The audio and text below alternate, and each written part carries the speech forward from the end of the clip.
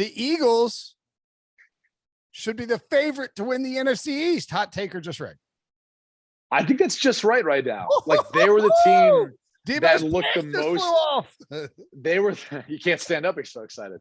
They were the team that looked the best out of everyone in the NFC East. I mean, I thought so. Hurts looked phenomenal. I thought he had great control of the offense, just the way he was operating it, which isn't easy to do. Even the running game, especially when you've got some zone reads incorporated in some of that, or you're reading some stuff if an RPO game. And their defense looked good. So, or maybe Atlanta just looked that bad. I guess we'll see as they play more games. They look like they could be a contender in the division. I'm not sure I'm ready to pick them over the Dallas Cowboys, but I would say it's just about right. I'd say, Philly and Dallas are right there neck and neck. Philly's now 2.5 to 1 to win the division. Dallas is plus 135, I think. And that's, part of that is because of the quarterback situation in Washington.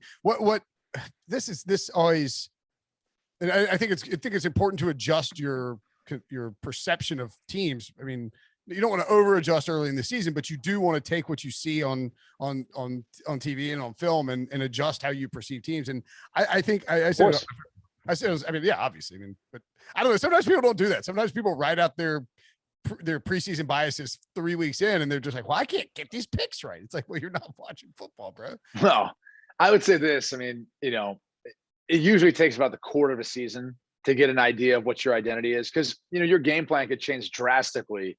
You're going to have your core 30%, 40% of your offense in every week, but then you've got that other like 67% that's going to be situationally, and going to be different. And that's where you got to be careful about making too quick of a judgment on a team based on week one, because we saw Jacksonville win week one last year. Gardner Minshew played outstanding, and then they didn't win the rest of the season. So you got to be careful about that.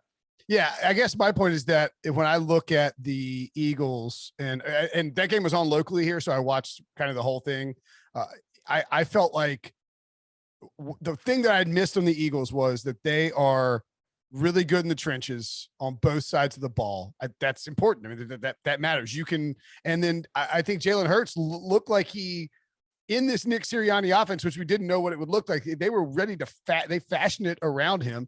Jalen Reagor looks like he's going to be better this year. Dallas Goedert, maybe Zach Ertz will limit him from taking a big leap forward as a tight end, but Devonta Smith looks like the truth, and Miles Sanders has got a lot of explosion. So I'm buying into that offense the way that Jalen Hurts plays.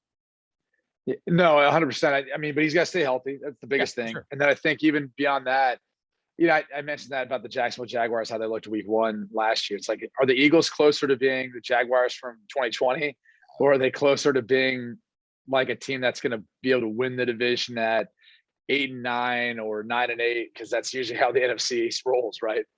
I think it's going to take 10 wins to win the NFC East this year. I think it's a little bit better than people think. We'll see on wins on Thursday. I think so too, but I think Dallas' schedule sets up for them better. So yeah. No, I'm not saying the Eagles will definitely win it. Dallas, I am concerned about my Washington futures at this point in the proceedings.